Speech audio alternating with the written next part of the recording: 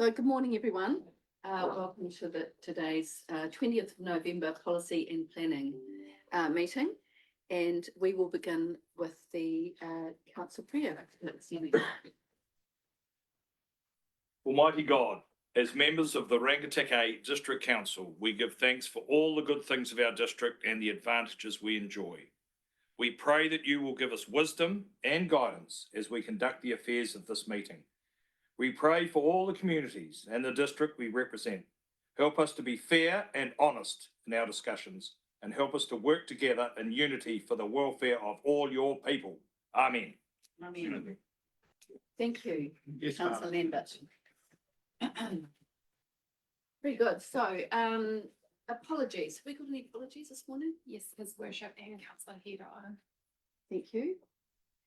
And we have no public forum. I will just move. Move the apologies beg being your pardon. received. Thank you. Good move. Councillor Wilson, seconded Councillor Morn, all in favour? Aye. Aye, thank you. So do we have a public forum? No public forum this morning. Do we have to move and second that? No, thank you. Conflict of interest declarations, welcome to declare now or during the meeting at any stage. Thank you. Confirmation of order of business. Yep, no changes. All good, no changes. And confirmation of minutes, previous minutes. So we are starting that on page. Page 6. Sorry, it's page that's in here.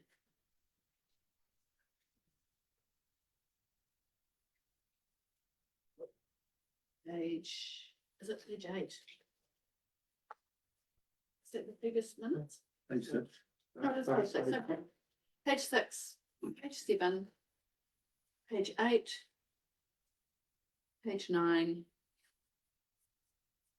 page 10, and then we're on to reports and information. Is that right? Page 10. Yeah. Any amendments? I will know there is one amendment that staff have already corrected, so we'll be requesting you move them as amended. Sorry, what was the amendment? That the code of compliance update was 2002, not 2020. Thank you. I'm happy to move that as amended. Second. Thank you, Councillor Wilson. All in favour? Right. Thank you. So then we go on to reports for recommendation. We've done that. So then we have the chair's report. Got sent it. Yeah, it was on Bigton. His reports in Bigton. Have you move as being received, Chair? Thank you. Chair's report. Can I have a seconder for the chair's report? Thank you. Councillor Lambert. All in favour? Aye. Aye, thank you. Sorry, I'll just have to bring that up and I will have been requested to read it. It's just here. Sorry, thank you. Just takes me a minute. So this is the chair's report being Pikiti Ora Hiroa's report, the chair of policy and planning. Tēnā koutou katoa. Apologies for not being in person at today's hui. However, I thank Councillor Duncan for standing in today at this our November Policy and Planning Committee hui. This month's hui sees us receiving our standard updates from staff and additional information sharing around a number of other areas. Not necessarily the most exciting of committee to sit on. The importance of the recommendations that come out of this committee to full council is important and relevant. TAB and gambling policy. We have received updated information from Te Whatu Ora and a recommendation from Te Rōpō Ahika around this kaupapa. The policy and planning will be making some decisions and recommendations to full council on this policy. Climate change update. An update will be coming from the Climate Action Joint Committee. Mayor Andy is the lead in the space for our council, with our team member Kezia Spence also working in this area. Government action plan. Updates to be given around things that will affect council in this space. Information sharing only at this stage. Regulatory update. We look forward to an update from Johan around the reform in building legislation. Our country is in an interesting place at the moment, and as I alluded to at our last meeting, there is change happening at pace across the board that has an effect on our communities. Reforms are happening in every space, from Local Waters Done Well, Resource Management Act, Treaty of Waitangi Bill, just to name a few. We should never lose sight in the fact that policies that are made to satisfy a system and process must also remember that people are the heart of why we have been elected, to make a difference for them. Whakatoki. Toitu te tiriti. Honour the treaty. Ngā mihi mahana Piki ora hiroa tia mana. So I would like to, we've accepted that report, have we? Yeah, great. Tick all those boxes. So thank you to Piki ora hiroa for that report. Moving on to reports for decision, and this is on page, sorry, I can't see the page number. Page 13. Page 13, thank you.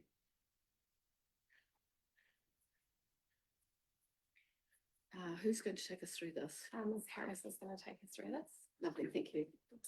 So this report presents the social impact assessment for gambling within the district, which will allow the committee to make some recommendations on the policy direction for both of these policies. The social impact assessment, as mentioned, was taken to track, and they have also put in a recommendation to this committee that the policy moves to a sinking lid approach and that no new TAB venue should be allowed to establish. So I'm happy to answer any questions on the report. Good questions? Ms. Harris? Could you just say what you just said you recommended there? Was that a recommendation that you made? Sorry, through you, Chair. So the social impact assessment was given to track and they are recommending to the committee, it is written in the report, Yes. that class 4 gambling venues, that policy should move to a sinking lid approach, and that for the TAB policy, that we should consult on the current policy. Yeah, so that is our standing committee with Te Rupiai Car's view. That is not necessarily the view of officers. That is their view. It's also what officers have recommended.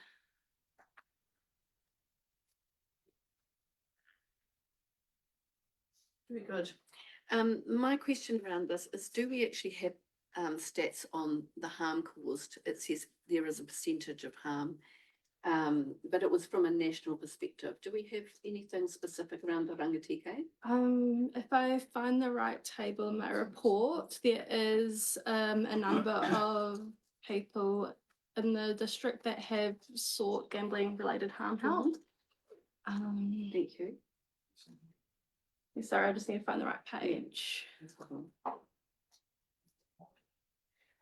And I was actually Sorry. reading. Down the right page, we're on Okay. page 49. It's got the breakdown by year of total clients in the Rangatike. Year 22-23, we had 2 people seeking help. 21-22, we had 35. And there are a few more years in there if you'd like to look further. Interesting, thank you.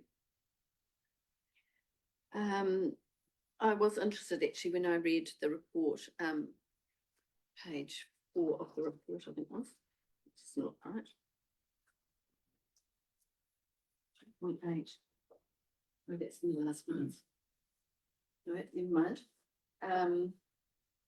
There were a number of percentages that were just put against people that used the various types of gambling, and I wondered actually if there was any information about whether these are the same people, or are we actually adding each percentage together to get the total number of.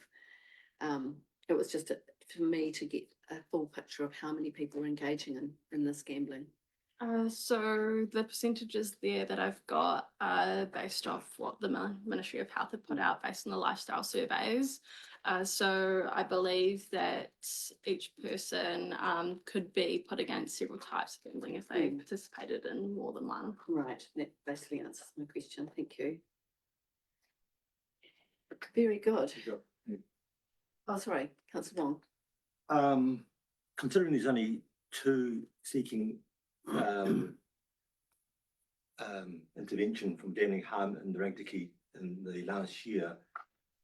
And 35 from the previous period, I expect was from the lockdown. And the next page, it says the removing EGMs. There's been no real research done on it, and they don't think that it would actually change much, because the money would not go back into the savings. It would probably be absorbed either into the household or other expenses. And I see that Lotto actually takes the lion's share of the gambling money from the previous table. And also notice that in the last few years, there's been increasing promotion online and through TV, promoting Lotto and the overseas gambling online, which is illegal for money, but they have a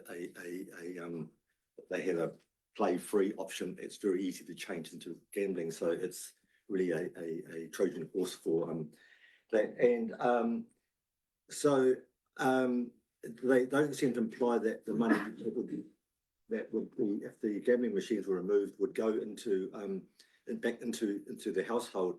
And I feel that it very possibly would go into either one of the other two, especially the everyone's got a phone now and connectivity so abundant that and also the Rangitaki has the smallest number of gaming machines in the whole region.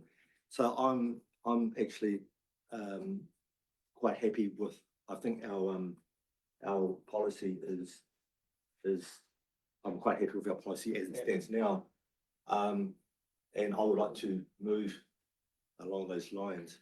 Have we received the report? No, so I'm happy to move that we receive the report. Thank you, Councillor Wilson, seconding, all in favour. Very good report, by the way. Thank you so much, staff. And okay, so Councillor Wong, you'd like to move something so that we can speak to it? Yes. At the bottom of the policy planning committee recommends the council the gambling venue is retained. I keep coming down a bit more. Is retained with. Oh, it's a bit different now, isn't it? Could I provide a suggestion through you, Madam Chair? Yes, certainly. If you're wishing to retain the existing one, Yes. officers would recommend that you would do it as with amendment, so that we can clarify that discrepancy between the text that suggests we have a sinking lid Mm. versus the text that suggests that we have a cap. But with amendment, we have to go to consultation, I believe. Yeah. Which you don't recommend, because you only recommend.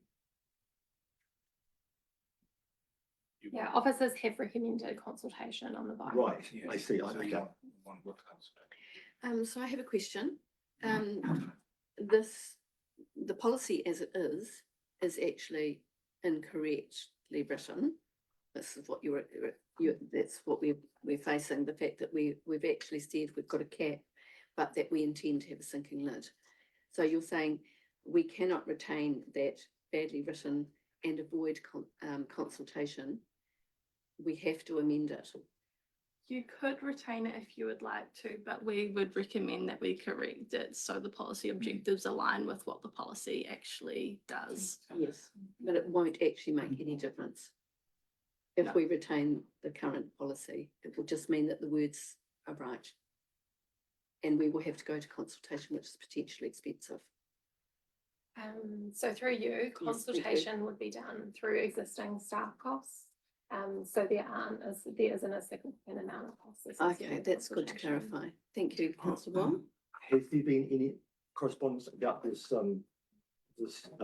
anomaly in our policy? Say up to date. Has anyone actually voiced a comment that we're inconsistent? Has there been any discussion on it now that we're revising it? Has the staff received any communication at all from the public? As far as I'm aware, no, we haven't received anything. And I have sorry, Councillor Morn? Why do we have to go to consultation? Because we do change policies from time to time, amend them. And yeah, this is the first time I've heard of we have to go to consultation. What? The answer is So- why. So, the two pieces of legislation, the Racing Industries Act and the Gambling Act, does require us to consult on it if we're making any minor amendment. Or, yeah, we have to have the same level of consultation between a minor amendment and a full rewrite of the policy. And I think it is consistent that if we do change any policy, we have to go to some sort of public consultation. But on that note, can I have another question for clarification? When you just say consultation, are you meaning that we are discussing it with the community and asking for their feedback, or are we just telling them? We would have to ask for their feedback. So in that case, the word should be engagement. So for clarity, it would be consultation because you would be going out to the community with a draft decision. So engagement would be if you went out to the community with, hey, we're thinking about the review of this policy. What do you think? That would be engagement. Consultation would be, we've redone our policy. This is our draft position. What do you think on that? Which is what we recommended. Excellent, thank you. That's the clarification I needed. Right, so there are actually several pieces to this that require at least some sort of discussion because, for instance, Te Rōpō Ahika has recommended that we have a sinking lid, which is our intention in the policy, although we only have a cap. But they don't necessarily recommend that we have an ethical commitment, which is interesting to me. And I think the ethical commitment needs to be discussed as well. So Councillor Wilson, were you wanting to? Whether or not it's through you, Chair, I have a position on this. So whether or not you want to move to a recommendation to discuss that position, contrary to some of the conversation that's been had. Just wondering how you'd like to deal with that. Well, it's actually quite a big subject for us. It is, wonder I if we agree, should. 100%. I wonder if we should set aside standing orders and everyone have their say as part of a, That wasn't councillor Wong wanting to move a motion. Oh, you were. Well, have you seconded this? It's fallen Well, over. no, We haven't even come up with Because any words. you couldn't decide on with or without consultation yet. So Councillor Wong, would you be happy if we actually, everyone had their say on this? Because I do think it's quite important. Do they need a say? Yeah. Yes, of course. Well, would you like to begin? I actually am questioning the whole sinking lid policy, whether that is fit for our thing, because at the moment, we have benefited, council and community has benefited quite strongly from the gambling money. If it's driven into offshore accounts or into lotto or into other venues which we have less control of, it goes like either national, international, it's lost out of our direct control. And again, the harm, the two is two people seeking intervention is 0.03% of the number of people seeking in New Zealand.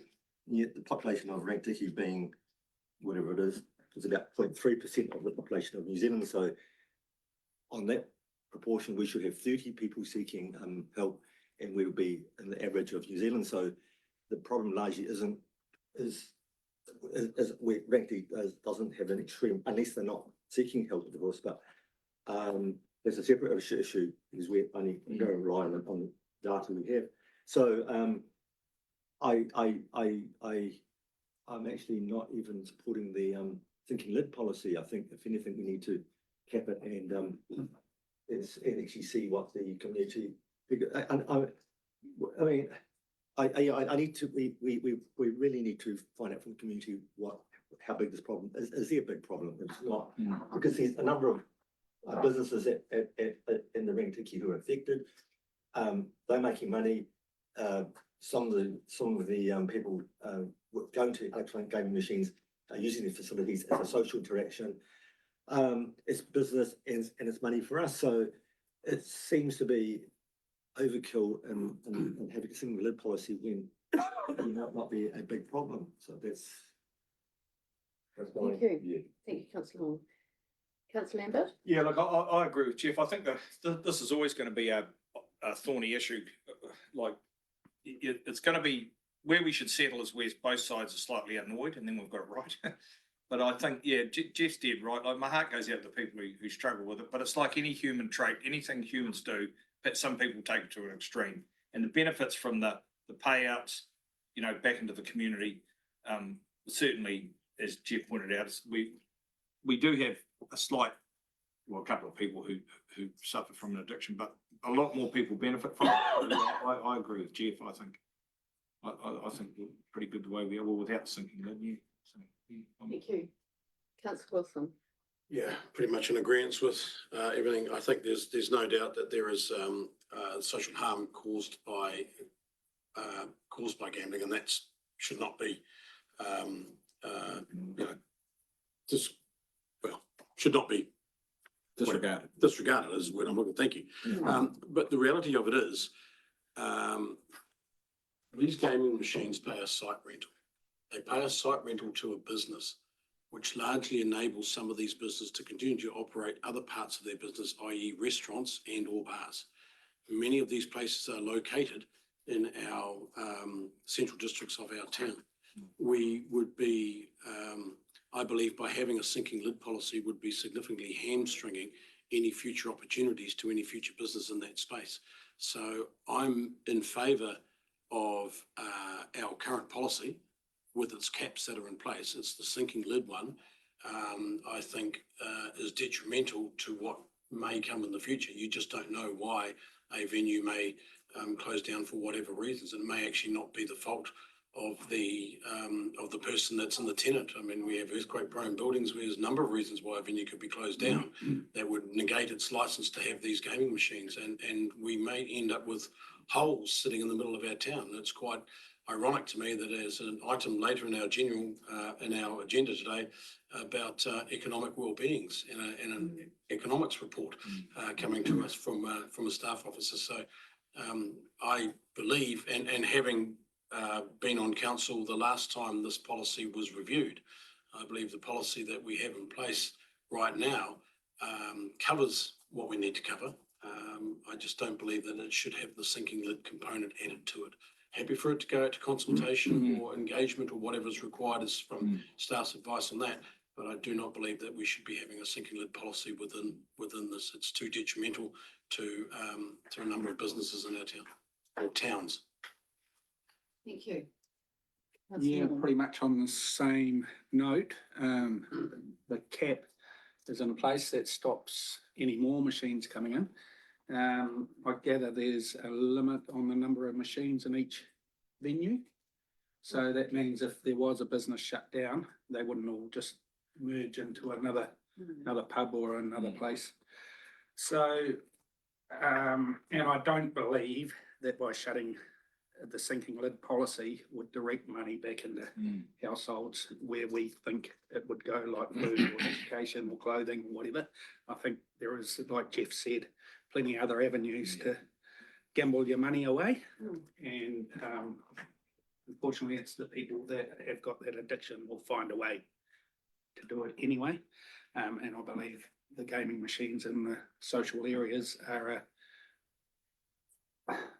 an open way for people to gamble, and the people in those that run those machines have the responsibility to ensure that there's not irresponsible gambling anyway. So I'm happy to stick with the status quo of the sinking lid policy. If we can move that out to make it more clarity around where we stand, that's where I'm at.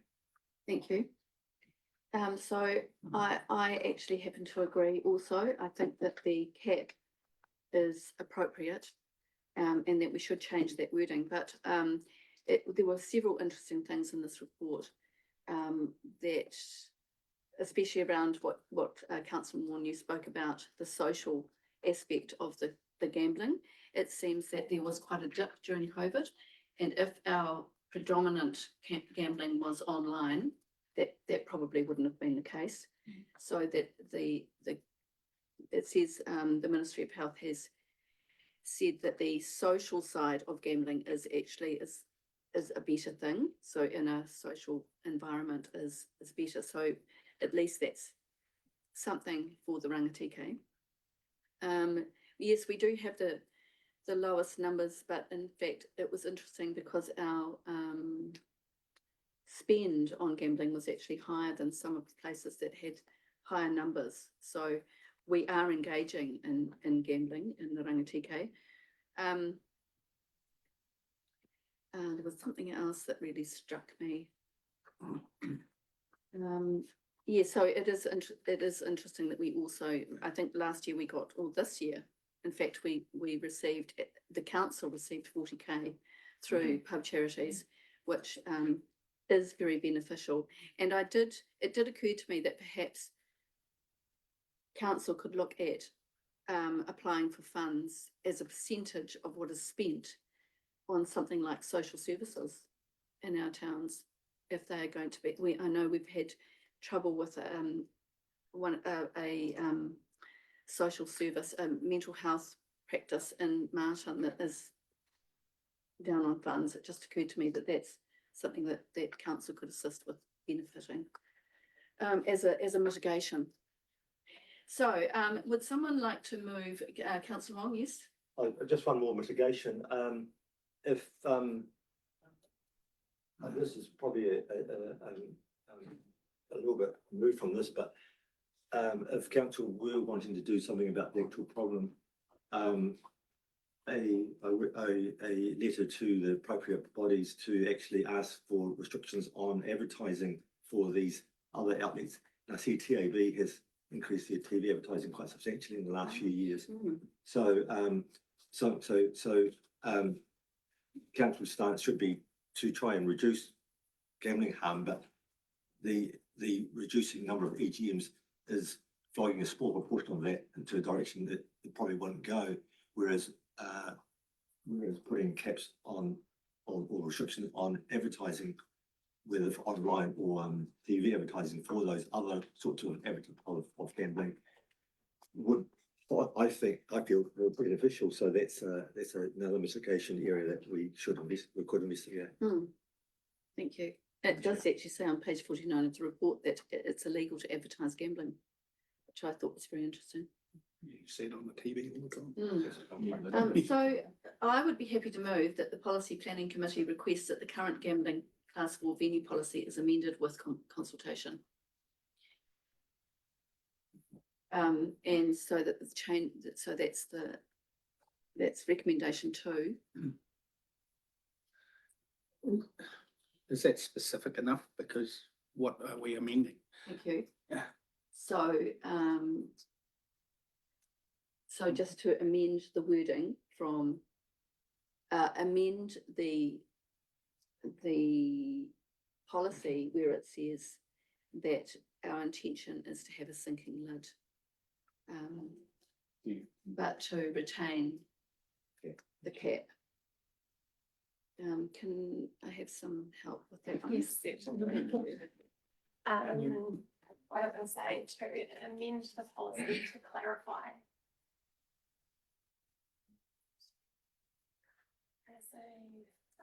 To clarify the cap approach, to clarify the cap approach. That would and leave with consultation. So it's just amended. Amend to use, is it? Amended.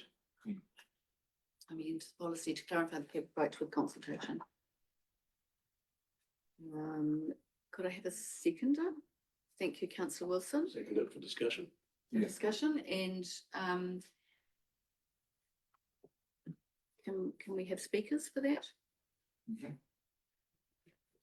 Oh, well, I would like You've to. moved it. Yes, You've moved okay, it. so I will. So I believe that the policy as it stands is fit for purpose, and our 58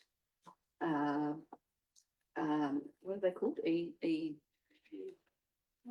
EGMs with the self-service TABs and the other gambling facilities that we have in the Rangatiki are are appropriate at this stage. They are no more than 9 per venue, etc., and are obviously being used, and that the harm shown at the moment is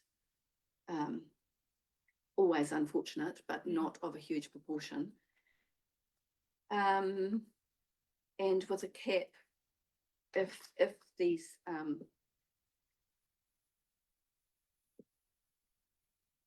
no, it's not singular, is it?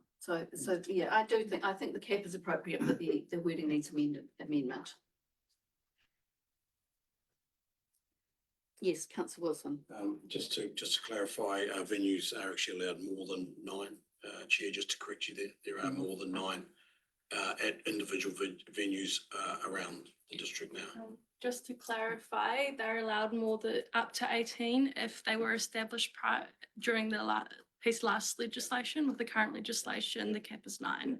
Just your comment, there's only 9 at these individual venues. There's No, actually some venues have significant more, but the point being is that there is only 58 in the district, so that fact is correct. So, That's correct. yeah, Thank you. Thank just you. raising that. Awesome. I'm certainly speaking in favour of the motion as it reads, to clarify that council is seeking to have a capped approach of 58 and not to endorse a sinking lid policy.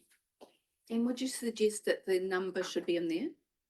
And that I don't know that it necessarily needs to be in this recommendation because we're retaining a current policy that has that number attained to it. excellent, thank you.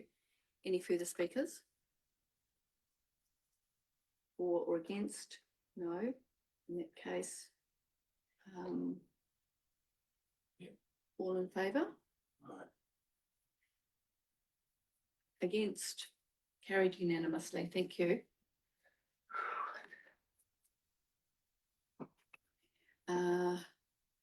Right, now, recommendation 3, that the Policy Planning Committee recommends to council that the TAB venue policy is consulted on without amendment.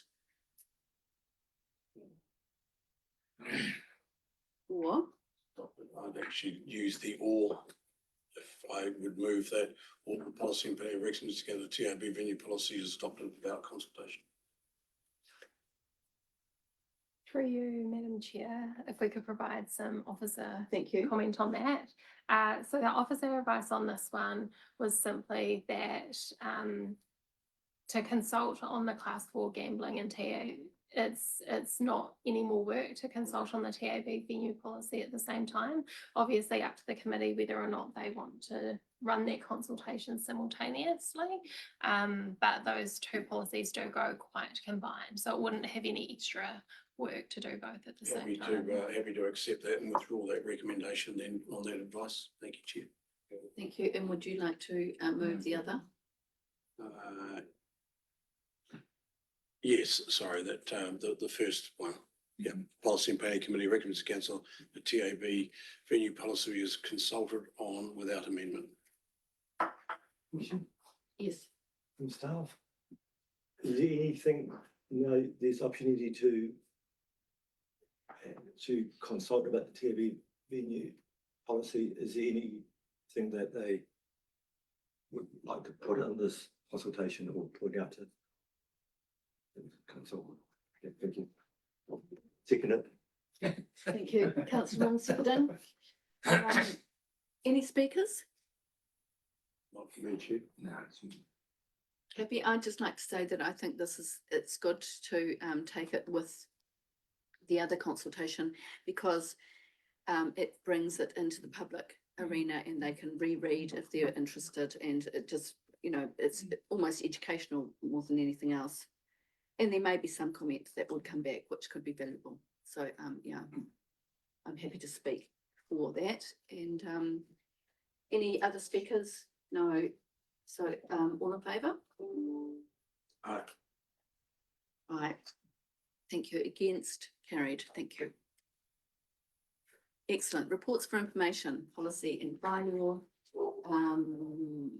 And I'm happy to move that this be received. Thank you, Councillor Lambert. All in favour? Carried. Thank you. Now, what page are we up to? Page 57. Thank you. Page 57. Ms. Harris is happy to take you through the report. Thank you, Ms. Harris. So this report just sets out where we are currently at with our policy and bylaw work program. I note that a couple of policies and a couple of bylaws have been adopted since the last policy planning committee meeting. I also note that we have developed an unaccompanied children and youth in libraries guideline and a code of conduct, which is now also available on our website. Happy to take any questions. Yeah, just it perked my interest, like our stock droving and grazing bylaw, is it still legal to drove stock in that? If we, like, you get a permit and you still can do it? To be completely honest, I'm not that familiar with that bylaw, but our bylaw is still in place. Yeah. Through you, Madam Chair. Yes, it does, yeah. Yes, Oh, really? yes, Okay. because there is still some farms that don't have access to the other parts of the operation. Oh, okay. And the only way that they can move that stock is by droving it. But is there a distance limit on it or anything, or? Through you, Madam Chair? I'm not 100% sure, but I would presume that is normally the standard, that it has to be in close proximity. Won't be for kilometres and kilometres. Right, okay. Oh, no, that was it. Thank you. Good question, Chair. If I Yes. may, just a Councillor general one for staff. I just note that there's a number that says not due review for review, but there's also some of the dates that they're coming is not that far away. Is there a process where you look at some of these ones that are not due for review and think, hang on, this is actually a little bit more pertinent to something that's coming up, and perhaps we should be looking at this in conjunction with some other consultation? Is there a process around it? So currently there are a couple that are listed not due for review, but we do have plans to start the review process in the near future. It just strikes me when you look at what some of these are, you think, with some of the workload that's coming in and some of the other things that are coming up, particularly from central government, it might be an idea to be having a look at some of these policies to make sure that we've got everything in place that we need to. Okay, thank you.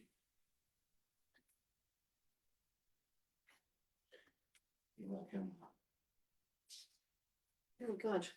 Well, Right. I've got one more. Cooper. Oh, beg So, your pardon. on Dave's note, like disposal of surplus lands and buildings, the reviews to begin late 2024. So that's just, it's That's now. handable. I can, yeah, so I can talk to that. That was off the back of a recommendation earlier in the year when we were looking at the sale of the buildings Right. down on the corner. And the intention was to have a look at that. I think in all reality, that's going to be a stretch just with other pieces of workload and things like that are coming. But as a priority. Any further questions? No, thank you very much for that report. Excellent. Regulatory update. This is a shocking word, by the way. It's very hard to say. Mr. Cullis, can you take us through this, please? Thank you, Madam Chair. I ask that the report be taken as read, and if I could just comment a little bit further on parts of the report, in particular the part where the Chief Executive, Mr. Nick Hill, gave some comment, and I added that article just for some background information, so the committee is aware of other takes on what is happening in the legislative changes, but for us in particular, it's just interesting to see that not just with the water tightness issue, but also in recent time, we've had that massive court action against the technical advisor who wasn't an engineer that produced all those producer statements and was found guilty and sentenced. And yet that is also another mechanism that is suggested becomes mandatory. It was taken out of the 1991 Act for various reasons, and it's now advocated to form part of this whole review again. Producer statements have got their place, but at the moment, it's discretionary for council or BCAs to accept them or not to accept them with supporting documentation. Seems like the new drive will be that it is a default that you have to accept them. With the fact of we've just had one of the biggest fraud cases in the country. And I think Nick also quite rightly asked a question, $40 billion in counting in terms of weather tightness. That's one of the main functions why BCAs were established, to particularly look at the quality of information coming in and then inspecting those buildings according to the plans that have been approved, to give a bit more of quality assurance and insurance in general. So just on the other aspect there, so Nick also mentioned, national-wide, some percentages, but I thought I would just bring that a little bit in-house. And for us at Rangitikei Council, at least 64% of all consents coming through our door has got RFIs requested in some shape or form. And the average on there, where the national average is at least 6 or more, we're sitting at about 5.5 to 6 as well. So it's standard across the board. And for a small council like ourselves, we've already up to this part of the year issued 1,309 requests for further information with those applications coming in. So I just wanted to share a little bit more of that, and happy to take any questions on the rest of the paper. Councillor Wilson? Thanks, Johan. Just lots of questions from me in this space, but as a BCA, Building Regulatory Authority in its own right, which sits as part of council, you have to be accredited as a BCA, correct? Correct. Right. Do you, is there a BCA body that you work with that sits within that, or are all councils operating in separate silos with regards to the BCA, or do you belong to a body in itself, or? The officers belong to Boynes as part of the building industry. We as a council, we don't have bodies as such, but we have regulatory groups that we work with our neighbouring councils. So every 3 to 6 months, all the regulatory managers get together and discuss regulatory matters throughout the region, and what each BCA is experiencing, or not just the BCA, animal control, all of the regulatory functions. But in terms of being accredited, it's overseen by MB and Irons. Yeah. Okay, so just another question about this. If you look at the push from central government to relax some of these requirements and therefore make it easier for people to do stuff. I mean, the idea being removing red tape, which we'd all like to see. But if you remove that red tape, where does the risk sit? Now, if there's a reduction in red tape, ultimately the risk still sits with council. So, or as a final sign off. So if somebody's self-certifying their work and you deem to have to accept that self-certification, but the risk all falls with council as the final CCO sign off, is that correct? Correct. In today's, so we issue the CCC, so therefore we have liability to that build for at least 10 years plus. Yeah, that's correct. So you've got the liability for it, but you're assuming the responsibility that the work's being done correctly. Correct at this stage, because we're doing the inspections, but what we don't know is how that is going to change and look in the future. Okay, so the further part is asking whether or not you had a body that you worked with. Is there any pushback from the BCAs as the authority to be suggesting that people self-certifying their work as being approved have some sort of indemnity as a body that can protect the end user or end consumer, and i.e. protect council? Are those conversations being had? Correct. Yes, they are. They are being had Yes, to help perhaps mitigate the risk that's could ultimately fall on council. correct. Okay, good, thank you. Thank you. Any further questions? Yeah, I've got a question on the first part of the report on the houses or the buildings up in Taihape West Slip Zone. And we had a case in Bulls as well, where there's been buildings put up and then we've been told to move them. I thought one in Bulls was in a floodplain. I don't even know if they've been moved yet, but this must have happened before people were able to do, the law change. Before that, they built these buildings, but it must have been before the law change at 30 square metres and all this sort of stuff. How does it happen that people can, and I guess they've been gobbed in because there was a complaint? Through you, Madam Chair, it goes about most of the times interpretation. So people only read a part of the exemption and then they go for gold. And what they sadly don't realise is that that exemption only applies if you apply all the criteria of the exemption. And so where they fall short is that, say for instance, they build a building and it is 20 square metres and that, but it doesn't make the boundary distances in terms of the district plan. So therefore, that exemption in its true form doesn't apply.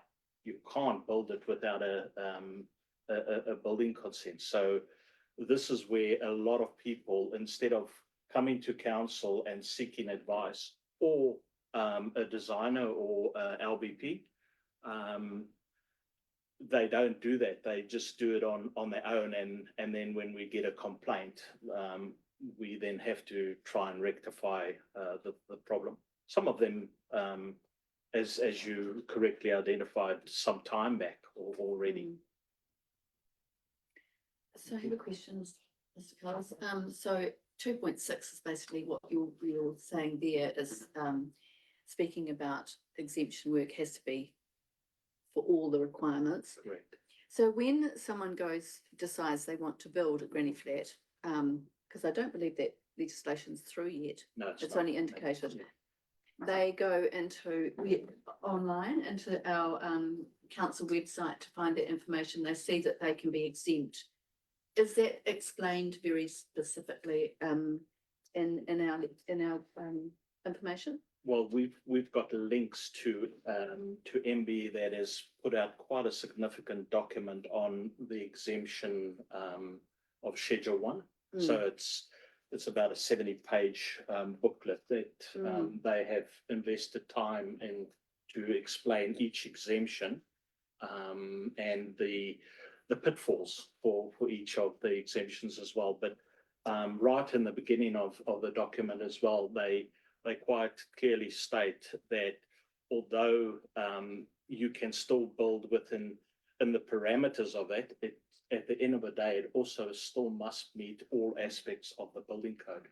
So not just the portions of size and what materials are used, but that it still conforms to the building code in its truest form. So even if you're using materials outside of the code or not building to the code, it's still not exempt. So it's just a reminder that there are these pitfalls. Yes, Councillor Wilson. Yeah, just to note, you agree with everything that you've said there, but we do have a district plan. It is all on our website, and it's quite prescriptive in actually what you can and you cannot do. So you've got to start with your district plan and then work your way through the process. The information is there It's all online and the links are there. But also one must remember that a district plan in our area and a district plan in someone else's area may be very different. So just because it's what may be permissible in another district doesn't automatically make it permissible in ours. And we have had examples where assumptions have been made along those lines. Each district is very different. So start with the district plan and do some online reading because the information is there. Thank you. Very good. Any further questions, Ms. Cullis, for this report? No. That was an excellent report. I did have a question. No, you answered that one, so that's fantastic. Page 69, I did have a question on there. Let's see if you've answered me. And I thank you very much for that, attaching that article. I found that very interesting. It's not my area of expertise. 69. Sorry, we're on to another report. So thank you very much. Madam Chair, move receipt of that one, Chair. Thank you, Councillor Wilson. Second, Councillor Lambert, all in favour? Aye. Aye, thank you very much. So now we're on to economic wellbeing update. And can I have a move that this be received? Thank you, Councillor Wong, seconded Councillor Lambert, all in favour? Aye. Thank you, carried. Who's taking us through that And one? Mr. Carpenter will take us through that one. Thank you, sorry, Jared, I think you will. Thank you. So I will take the report largely through. There's a couple of things that I would like to just sort of highlight in there. The first one is the next quarterly economic update. That information gets released to us tomorrow. So by sort of the back end of November, early December, we'll have our Q3 economic update, which will be made available and published out for wider circulation. I'll sort of just go through a couple of the things that sort of struck me as we were putting this together. The first one there is that 2.1.4, the employment market in the district contracting for the first time in quite some time. We won't take one quarter as a cause for alarm, but it does signal that there are some real challenges out there with businesses thinking about tightening their belts. And I will note that it doesn't include the mill closure and the potential or the job loss impact of that as well. So I am expecting to see the further contraction in that space. And a lot of that is based off anecdotal feedback from businesses just as we're out and about and talking. The housing market is another one that's just worth sort of touching on. There are some indicators that there is a bit of a turnaround in the housing market, but it's worth just noting that while it was a 55% jump in the number of properties sold, that's off a very low base. This time last year, the housing market was very, very slow. So while it is a significant jump, the number that's worth looking at is the number of properties available, and that seems to be leveling out, which suggests that demand and supply are kind of catching up to each other. And the other one is that there will be a interest rate announcement at the end of the month. So depending on which economist you want to listen to and which one you believe, there are indications there that it's anywhere between 0.25 and 0.5 as the anticipated rate reduction that we'll see at the end of the month. As always, though, they take a while to flow through, and the banks have actually already been pricing in those anticipated cuts. So interest rates are kind of subject to, at the bank level, a multitude of factors, the OCR being one of them. I would just like to also comment on the Shop Local campaign that you may have seen out and about across the district. We are in week 4 at the moment. That has been going very well, I would say as or better than expected. The response we've had from the consumers in the space across the district has been really positive, supported well by the businesses, and really pleasing to see the number of businesses that are receiving entries and the number of entries steadily growing week on week. And it wouldn't be an economic update without just touching on the fact that the US had their elections. While we are a long way away from the US, what happens in the States as an important trading partner for New Zealand will have an impact here as well. So just watching with interest in that space. Our economic wellbeing strategy, we're well advanced in the development of that strategy. We anticipate we should have a draft ready to circulate in early 2025 as we work through that work. Mayor's Task Force for Jobs. So I did just want to touch on this one for a couple of reasons. One, we had our 6-monthly update with the program leads for Mayor's Task Force for Jobs. And again, our district was celebrated through that for being the highest performing district for the first half of the year. Overall, the program across the country is seeing an uplift in work placements, which is fantastic to see. But we got green lights across the board for not just for number of job seekers placed, but also engagement at a governance level, in particular, the Mayor engaging with that program as well as he does. There are some changes that are going to be happening to that program going into future years.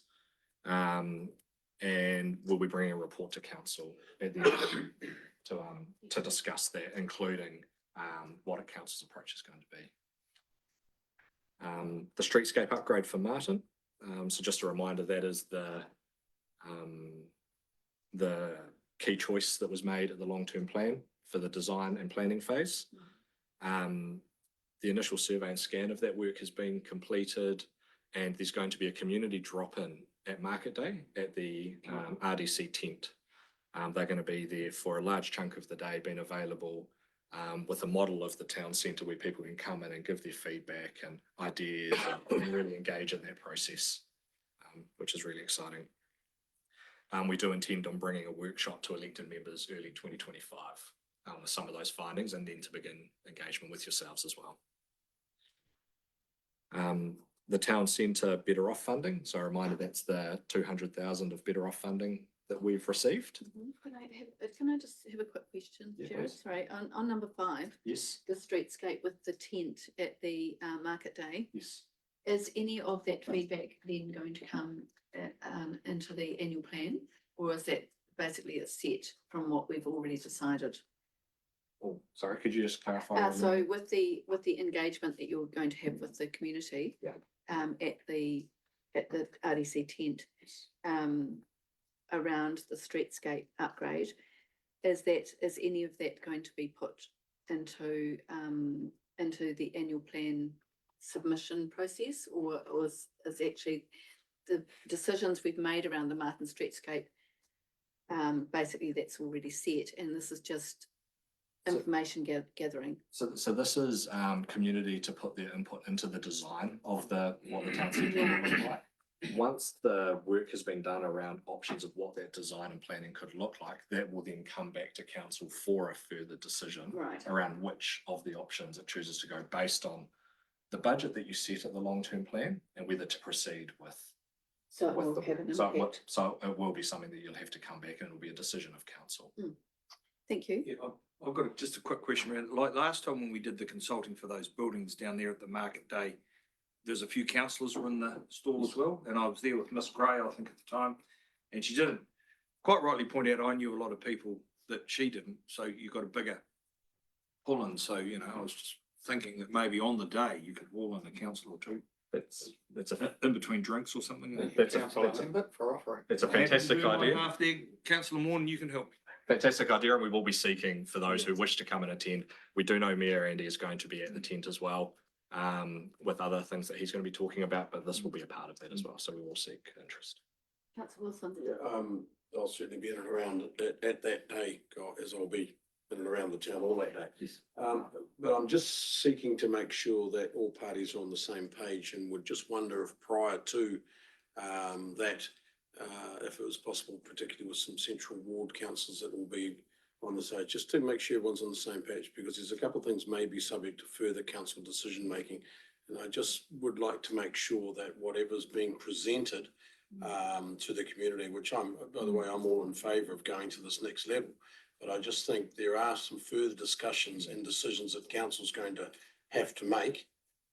And we should be clear that this is just the next stage in the process. This is not approving the full process. So we could just make sure that we have a wee catch up and a brief before anybody was in a tent having conversations with everybody and not quite on the same page. Noted, thank you. Right, good idea.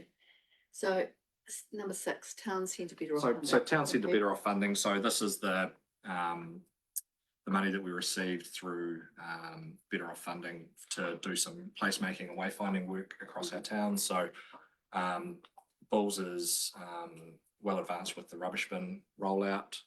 We've got a mural planned for a wall in town, which when the weather plays the game will be underway.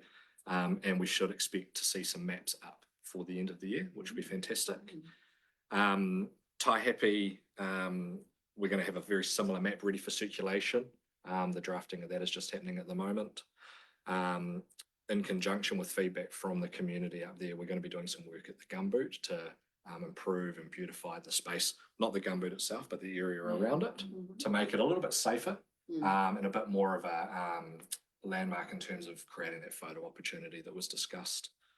And there's some work being done to explore additional shelter and seating at the outback area in Throwing Lane, which was feedback that came through as well. So the community's really engaging with that process well up in Tai Happy.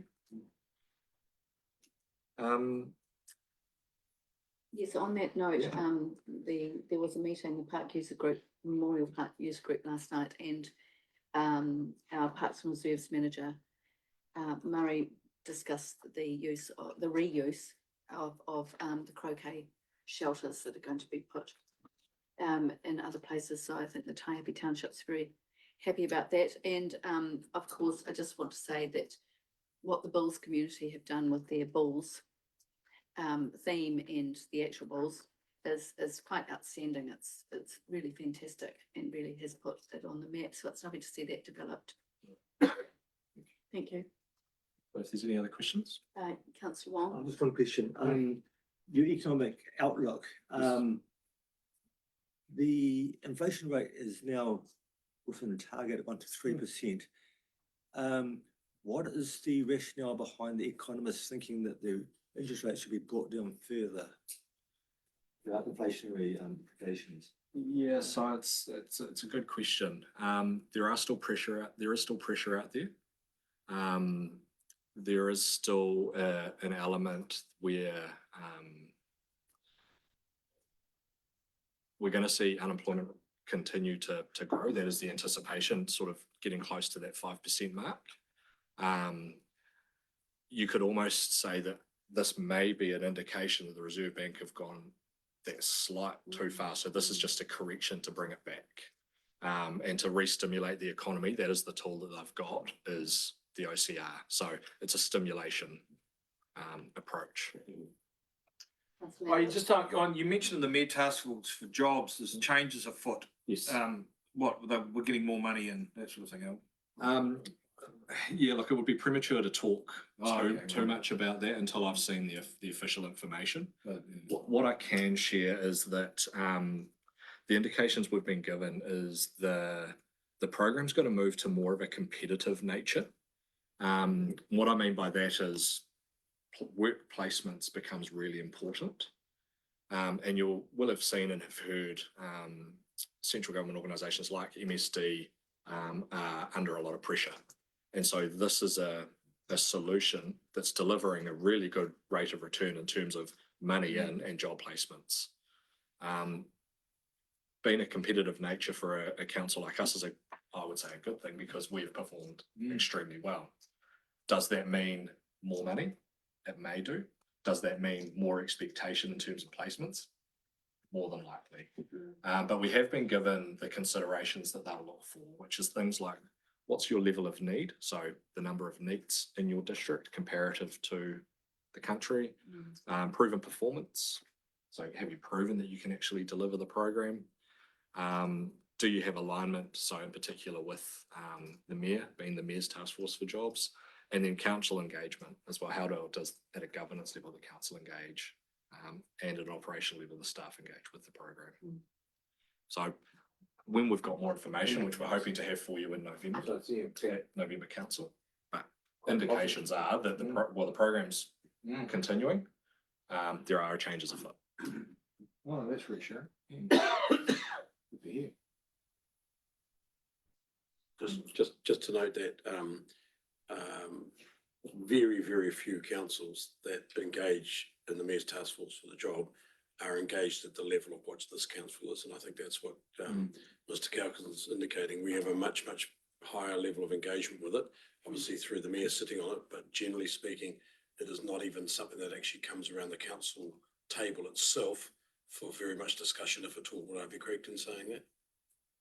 I couldn't speak for other councils, but I know in this council it is Oh, it is in this council, but other councils, it's just an operational matter that doesn't even come to the governance table as such. And would it be fair to say that that is why we got the green light with the governance, because our mayor is so engaged? One of the green lights. You said before that.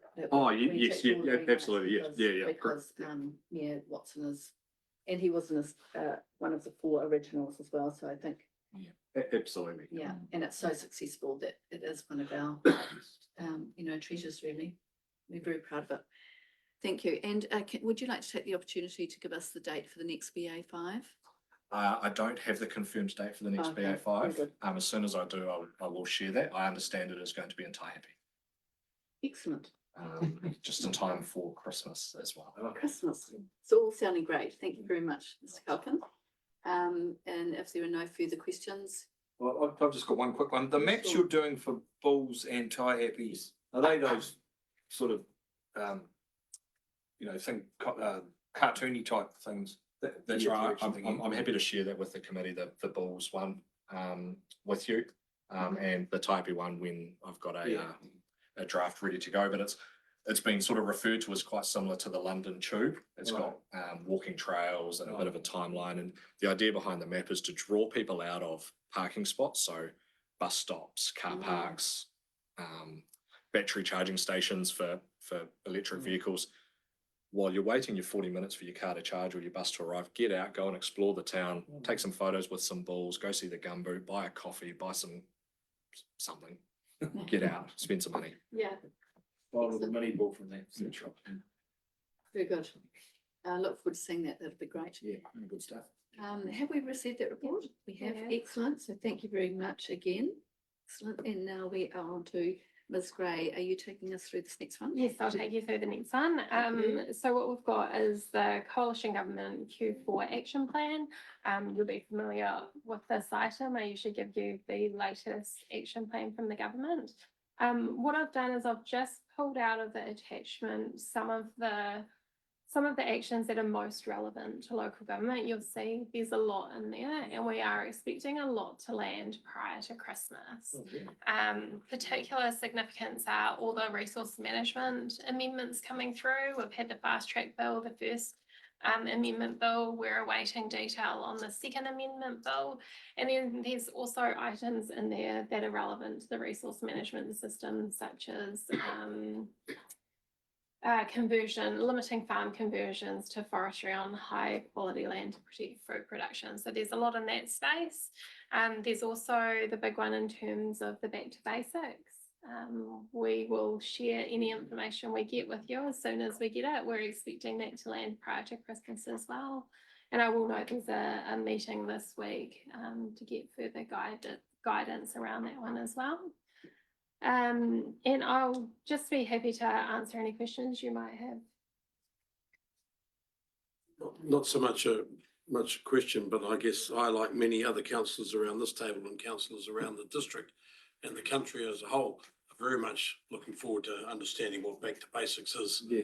And who's going to determine what is back to basics and what is a nice to have and what is not a nice to have. But I think when you actually read through this and you stop and take a breath, what's coming down the line out of central government is coming like a freight train, and it's coming in a hurry. And we're going to see more change in the next 12 to 18 months in our district, and every other district is going to see more change than has ever happened in probably the last 40 years in local government. And I think we all understand it sitting around this table, particularly council staff and officers, and as us as council can understand it, we can see it. But our communities need to understand that change is coming and it's coming fast. Some of it we will be able to possibly have some input in, or possibly have some direction or control of. Much of it, I don't believe we will have. So the big question remains is how can we make sure that we've got a voice that can be heard within this change is coming? And it's really quite critical. And the local water done well is really just the tip of the iceberg of what's coming, because that's got all the headlines. When you look through this document here, you see what's happening in the background of all that. Change is coming and it's coming fast, and it's going to be a very, very difficult space to work in the next, next 12 to 18 months, I would suggest. Just Thank you, making it as an councillor. observation, but I'm sure that observation is not lost on anyone in this room. Councillor Wong, did you have, no? Stretching those. So, yes, thank you very much for this report. The fact that you have signalled that a lot of this is, a lot of things are going to come out in the next month, basically, is concerning. It's a huge amount of work for staff, and it is enormous pressure on councils. And I think that in lots of ways it's a real squeeze, especially just before Christmas when there's so many other things coming to a head. So I want to thank you very much for your work around this. It's a lot of it is very important. I did wonder, sort of a little bit tongue in cheek, page 72, whether we might retrospectively apply for Puterino expenses. But I can imagine that's not going to happen.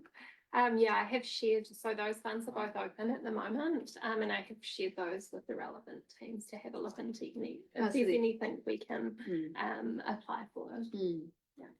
I would like to also note that there are a number of things. Your second one actually passed the first resource management amendment bill to reduce regulatory, there's that word again, Mr. Phillips, burden on farmers and the primary sector. And there are a number of things in the full list that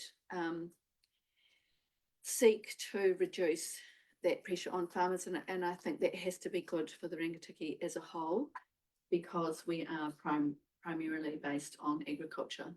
And I don't think that is brought to our table enough, that in actual fact, if our farmers are doing well, then the district has got a solid base. So I just wanted to bring that to everyone's attention. That I'll second that line, thank you. Thank you, thank you. I had a question around relevant considerations regarding the extending deadlines, and that was on 69. So it's the second past legislation extending deadlines for earthquake-prone buildings to enable a review of the current settings. We do have a number of projects in the Rangitikei at the moment where this is affecting buildings. Could you actually give any further detail around how that might affect us? Mr. Cullis might be best placed to answer that one. I will try, Madam Chair. Thank you. So my understanding is what we currently awaiting a decision from government is to extend the timeframes in which people have to remediate their buildings. So if Specifically around earthquake strengthening.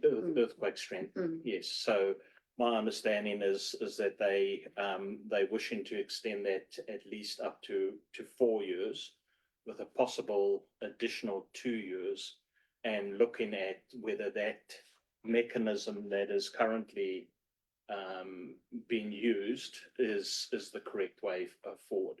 So it might mean that we have, like Councillor Wilson said, a total change of direction from the government, but they're looking at every aspect of the earthquake prone policy and guidance as it is at the moment. But in the meantime, while they are gathering that information, they are conscious that some buildings will reach their timeframes where they have had to remediate. Mm, So unfortunately for those buildings, they have got no option but to either Go ahead. remediate or demolish. And for the rest, if they are still in the live timeframe, within the notices, they will get the extensions to the buildings applied. yes, councillor Wilson? Just for my clarification, can you tell me where we're at on our 15-year timeframe? Where are we sitting currently from notices and things that through the process that we've been through now? Where are we sitting on the timeline? Not with any specific building in particular, but just as across the district. We're high seismic and we were. Yeah, 15 years, we're high seismic, and there's some buildings that, including, well, council buildings that really trigger the 7.5 year Yes. timeframe. So all of those will not expire before this review or the extension That's what I was getting to. of the time. Okay. And they all vary across the board from when they were assessed and the final notice being given. But from memory, I think our furthest one at the moment is around about the 2035 mark, around there, and then closer. Yeah, and so the earliest ones aren't going to fall within this, so we. No, even the 7.5 years should still be quite safe. Okay. Close, but safe. Thank you. Excellent, thank you. Any further questions? So thank you very much for this report. I have no further questions myself. I'll move we Thank receive. you, I'll second it. thank you. Councillor Emmett, councillor Moore. And that brings us to the end of our session. I'll take you through 9.5. Oh, that would be great, thank you. So apologies from Ms. Wooding, she's away on training today, so I'll take you briefly through her report. The first part to note is around the strategic framework. We've just talked about the changes coming from the government around back to basics. So this is just a flag that when all that comes out, we'll be needing to relook at our strategic framework and how that aligns with what will be our amended purpose of local government. And then in terms of the strategy and plan reviews, just wanted to highlight a couple of them. One is that we've released our draft e-plan. I do encourage you to go and have a look and let me know if you notice any spelling mistakes, typos, any features that don't appear to be working. This is a soft launch, so we're not doing any public comms at this stage. It's on our website publicly, but we'll do the media release and the kind of song and dance about it in January when we make the formal amendment. The other one as well, just to bring to your attention as well, is the Bulls Domain Master Plan, which has just been launched. We've engaged a consultant to prepare a master plan for the Bulls Domain. This is a project that was signalled in our long-term plan, and as part of that work, we're going to be looking at the wider context, so the recreation and open space network in Bulls, and do expect engagement as part of that work in early 2025. Other than that, happy to answer any questions.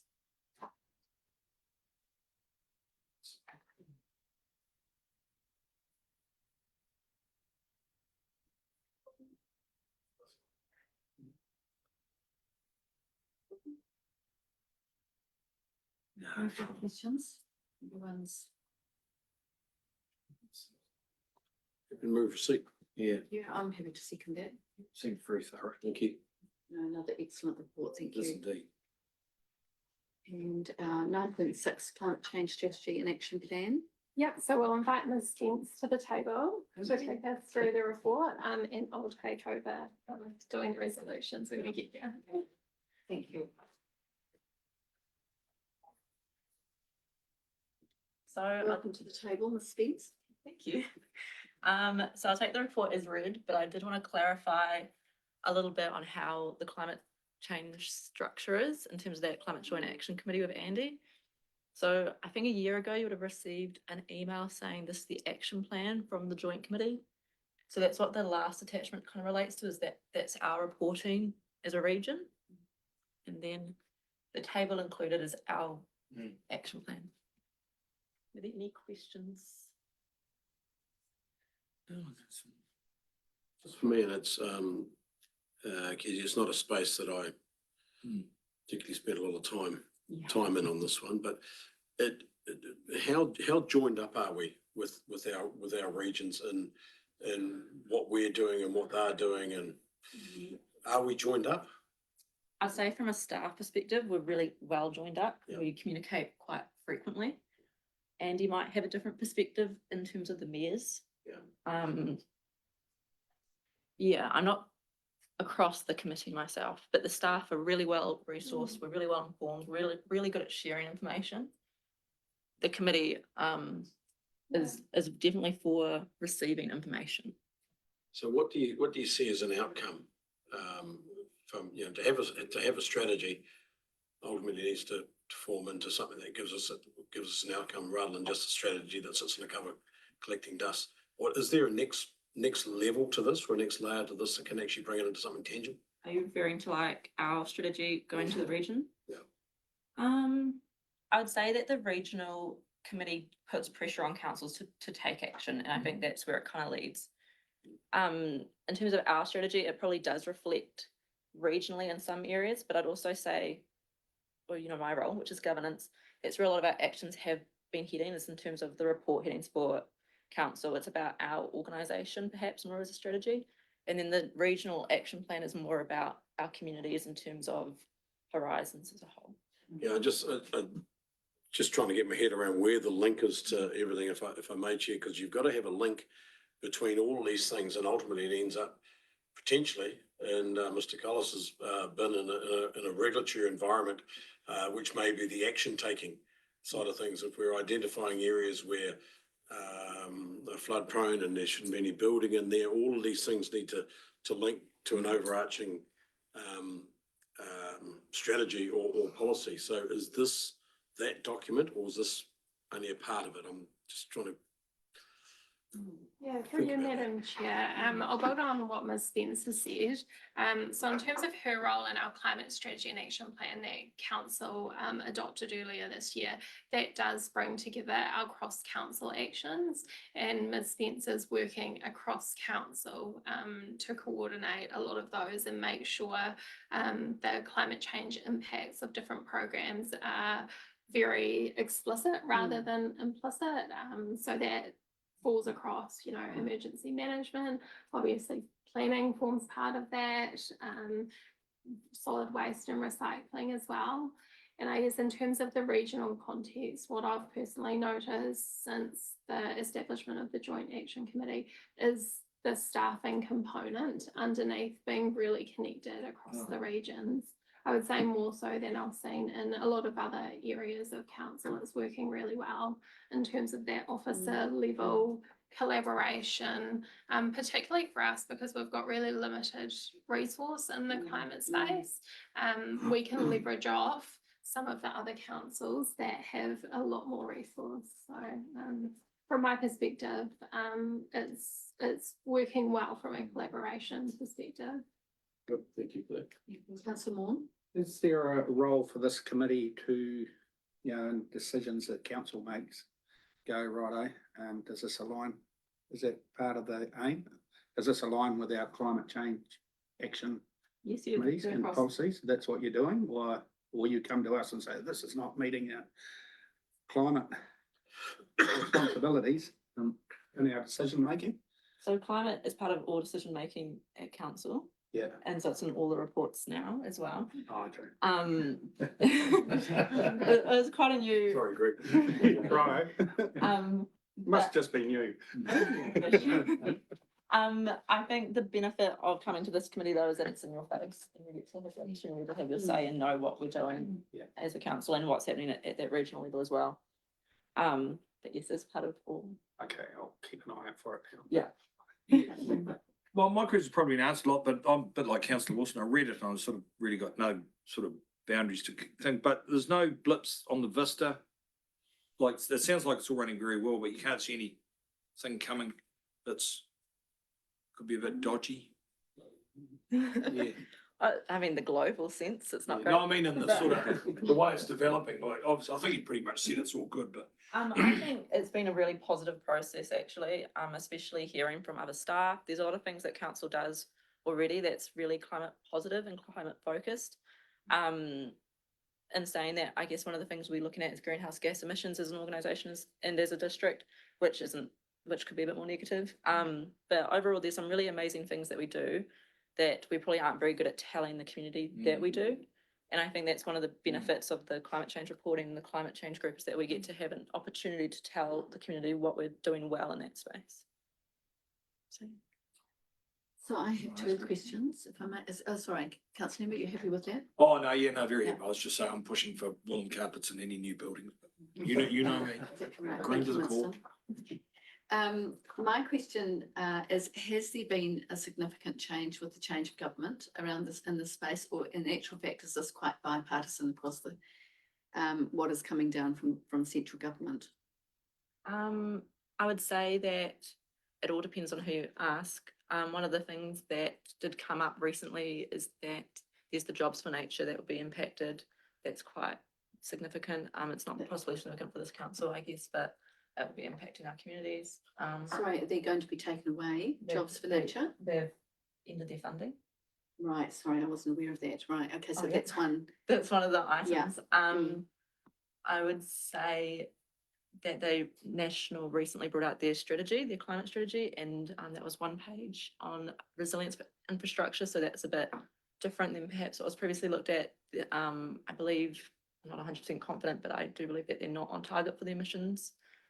There's a lot of things that, 2025. Yeah. Yeah, so they're okay. not, there's a lot of things that are different and also changing, but Mm. as much as I try to keep on top of it, Yeah. Yes, it's changing. there's a lot. Yeah, and I think Ms. Spencer's been quite diplomatic in her answers. The change from the government is significant across a number of areas. So yeah, quite a shift in terms of the emphasis on climate related discussions and that is. Right, thank you. And my second question is, on page 76, where you say the third box down, explore what central government funding opportunities are available for our council. Is that, have we got expertise in that area to look at what's? So that was one of the items actually that came up with the group as well, the region. So we were able to put together a list of all the current and upcoming funding. At this stage, there isn't anything we can apply for, but there is a list that is available, and for whenever something comes up, we can always refer back to that list. So with the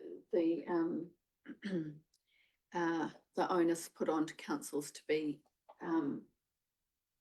having this lens, this climate change lens, there will be available funds at some stage through central government. That's what you're saying, that there is a list.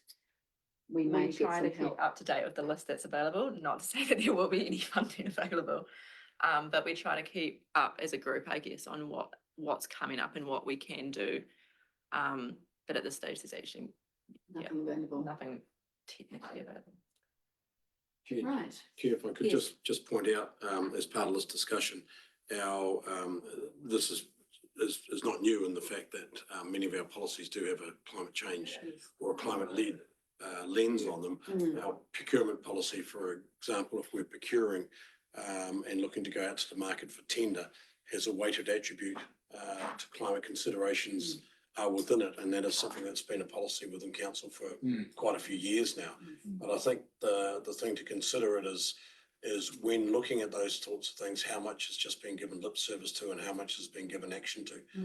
And of course, any procurement that you're looking at will have different benefits and cross effects, but is it being truly considered as that? But the policy does allow for it and it considers it as part of its attributes towards procurement across the board. So it is in there. Yes, yes, thank you. Excellent. So recommendation 1, that the report be received. Any move? Councillor Wilson, seconded Councillor Maughan. All in favour? Aye. Report.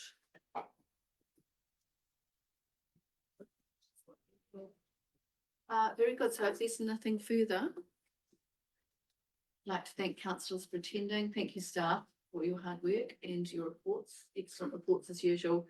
And we'll close the meeting at 11. Look down there That was a long meeting. on your screen.